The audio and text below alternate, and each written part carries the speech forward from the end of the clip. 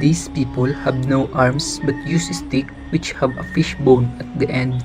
They are poor but ingenious and great thieves, and for the sake of that we call this tree island the Ladrones Island. Ladrones Island is presently known as the Marianas Island, located south-southeast of Japan, west-southwest of Hawaii, north of New Guinea, and east of the Philippines. The voyage sailed for 10 days, then finally reached the Isle of Zamal, which is now called Samar. However, Magellan decided to stop in an uninhabited island for security to rest.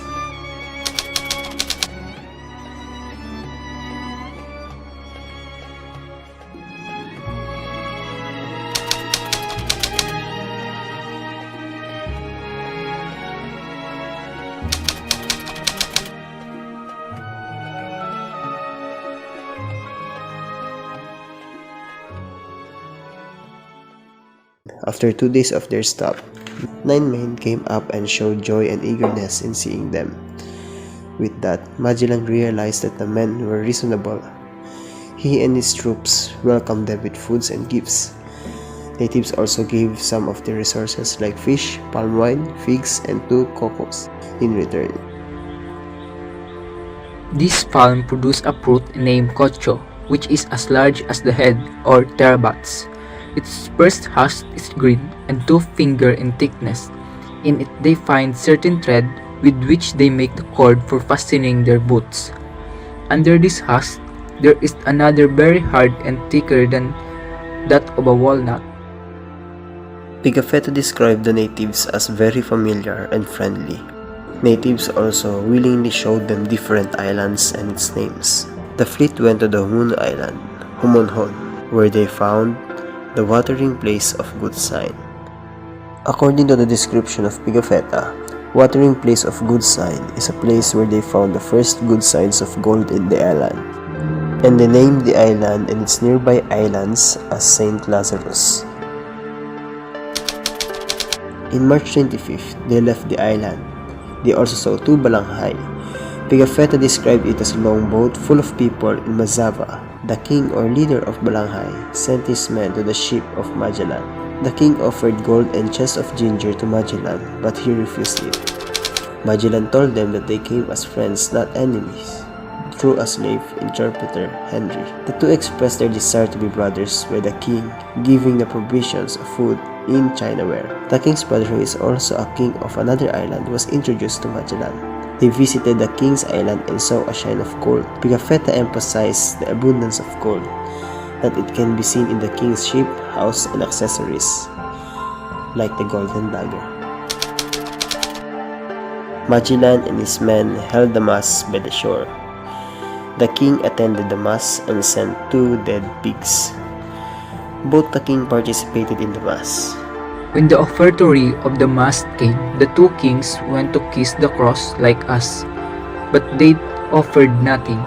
And at the elevation of the body of our Lord, they were kneeling like us, and adore our Lord with joined hands. After the mass, Magellan ordered that a cross be brought with nails and crown, and so it can also serve as protection for them. So this mass was written in the history as the first mass in the Philippines, and the cross becomes the famous Magellan's Cross. After 7 days, Magellan moved and looked for islands where they could acquire more supplies. They then learned the islands of Quezon, Bohol, and Zubu. On April 7th of 1521, Magellan and his men reached the port of Cebu. The king of Cebu demanded them to pay tribute, but Magellan refused. His interpreter explained the reasons to the king of Cebu.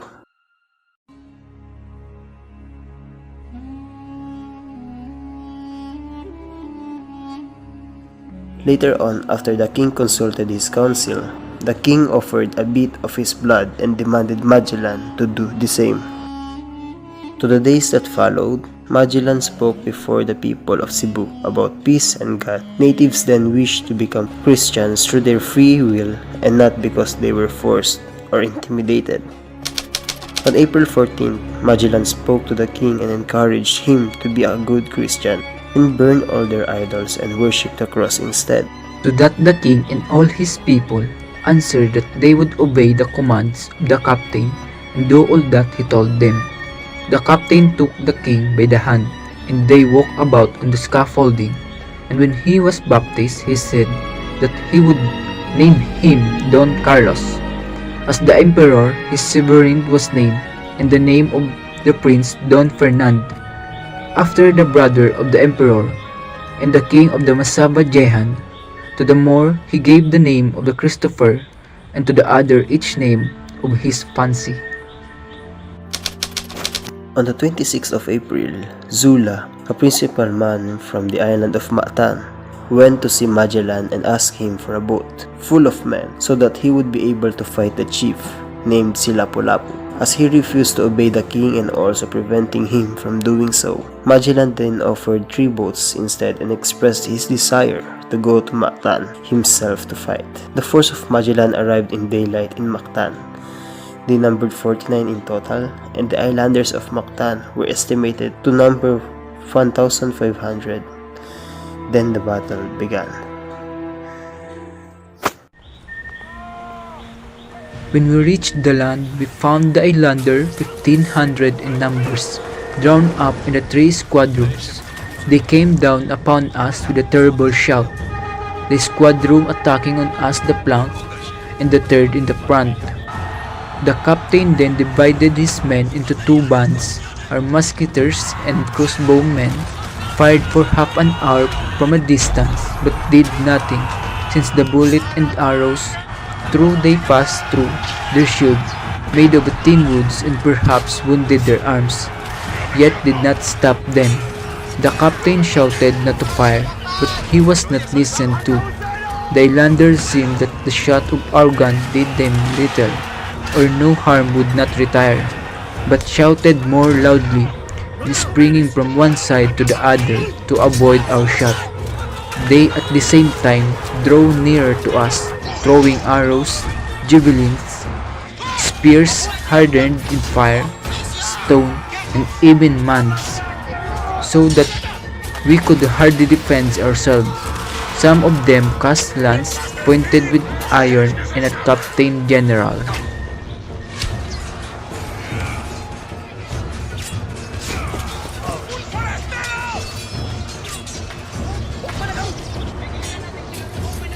Whilst the Indian were those overpowering him, several times he turned around toward us to see if we were all in safety, as through his obstinate fight had no other object than to give an opportunity to the retreat of his men.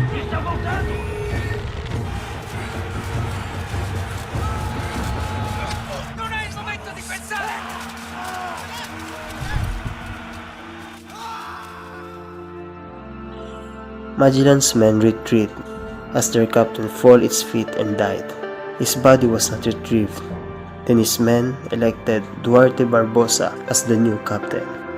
Magellan's slave and interpreter named Henry betrayed them and told the king of Cebu that if king followed his advice, then the king can acquire the ships and the goods of Magellan's fleet. The 2 conspired and betrayed what was left of Magellan's men through inviting these men to a gathering where he said he would present the jewels that he would send for the king of Spain.